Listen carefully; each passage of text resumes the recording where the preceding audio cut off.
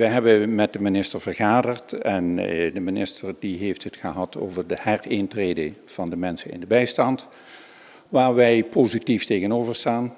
We hebben het gehad over de werkvergunningen, we hebben het gehad over de verschillende werken op Aruba. Ja, in het kort, dat zijn de belangrijke punten die we eigenlijk behandeld hebben. En we waren het vrij goed met elkaar eens, kan ik zeggen.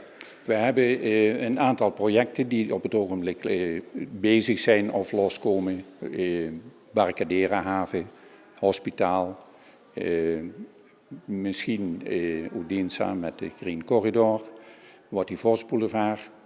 We hebben het gehad over de beschikbaarheid van arbeiders, aanvragen van werkvergunningen als dat nodig is.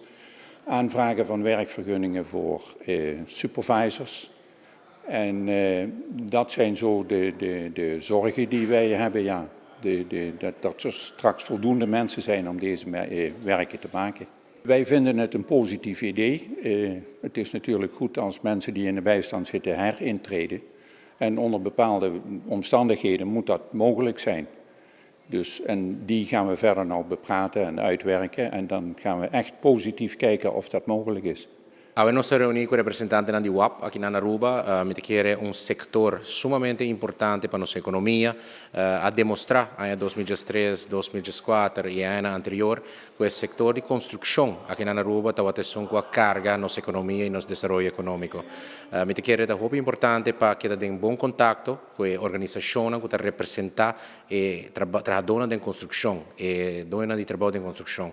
Per motivo che non mira, lo quale si sostiene il mercato lavorale e lo quale nos geeft aan de caso que como ministro de labor que pe aina nos dilante nos quer buon cooperação com a organização aqui como com diferentes projetos grande tá de encargo de companhia que tá forma parte de e organização aqui.